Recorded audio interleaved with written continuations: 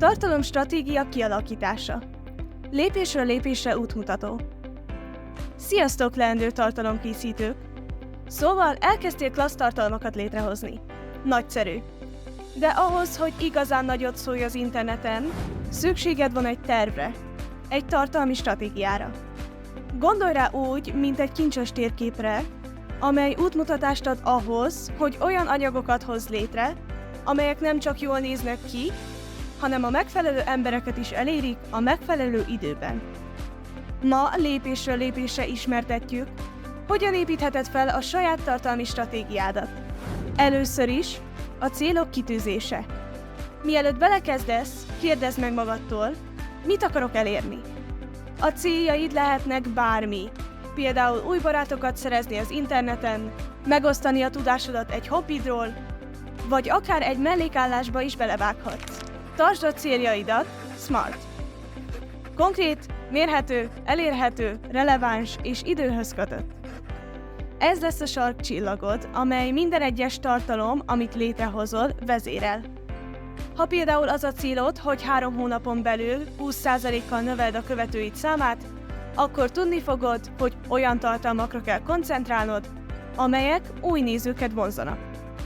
Ha a célod az elkötelezettség növelése, akkor interaktívabb posztokat vagy videókat készíthetsz.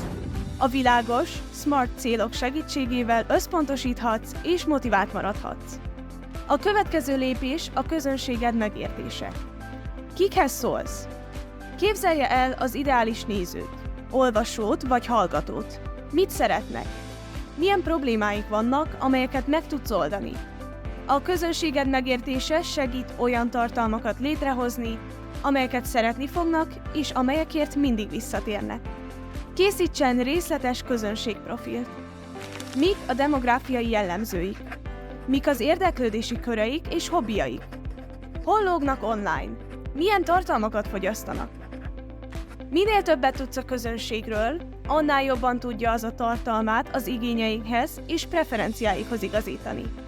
Használjon olyan eszközöket, mint a felmérések, a közösségi médiával kapcsolatos meglátások és az elemzések, hogy összegyűjtse ezeket az információkat.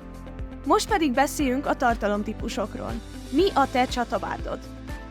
Blogok, videók, podcastok, vagy esetleg figyelemfelkeltő fotók? Válassza azokat a tartalomtípusokat, amelyeket szívesen készít, és amelyeket a közönséggel szívesen fogyaszt. Keverje őket, hogy a dolgok frissek és izgalmasak maradjanak. Próbáld ki a hosszú és a rövid formátumú tartalmak keverékét. Kombinálja az ismeretterjesztő és a szórakoztató posztokat.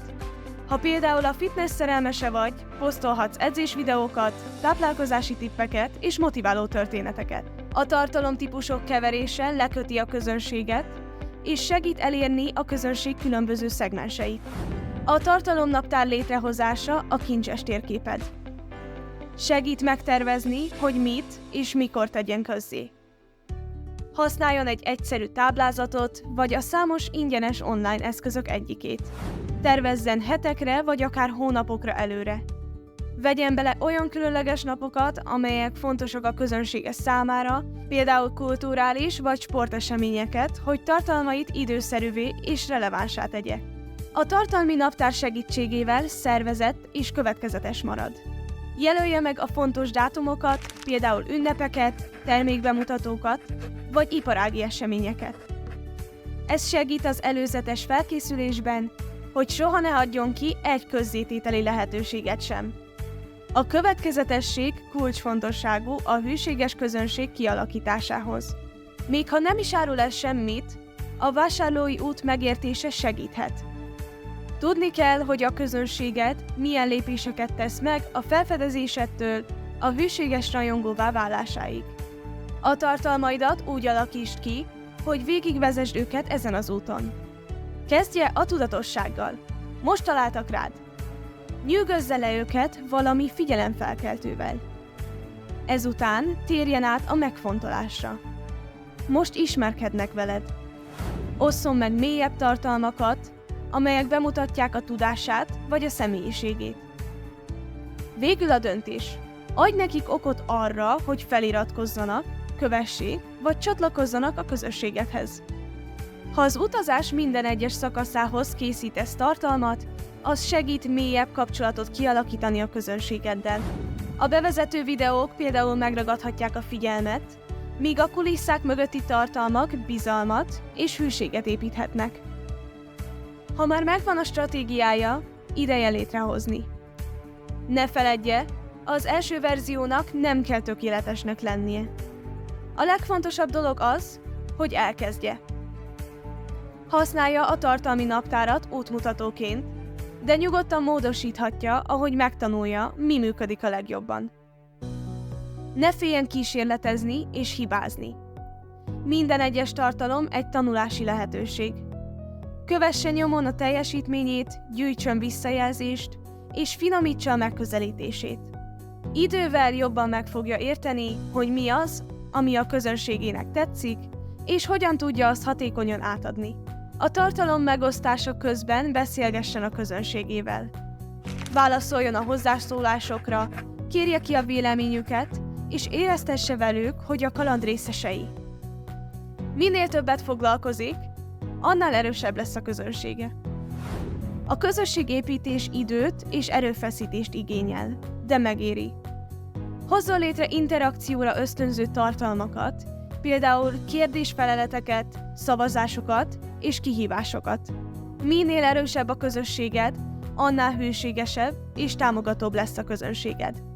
Használjon analitikai eszközöket teljesítményének nyomon követésére.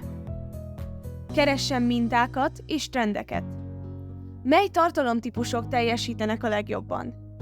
Mely témák találnak a legnagyobb vízhangra a közönségednél? Állítsa be a stratégiáját ezen információk alapján, hogy maximalizálja elérését és elkötelezettségét. Nem minden fog a tervek szerint alakulni, és ez rendben is van. A digitális világ gyorsan változik. Készüljön fel arra, hogy stratégiáját az új trendek, eszközök vagy a közönségtől érkező visszajelzések alapján kiigazítja. Az alkalmazkodó képesség a kulcsa annak, hogy releváns és sikeres maradjon a folyamatosan változó digitális környezetben.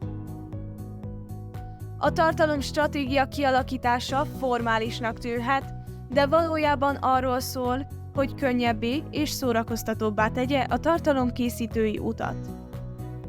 Ne feledje, hogy minden stratégia legfontosabb része ön.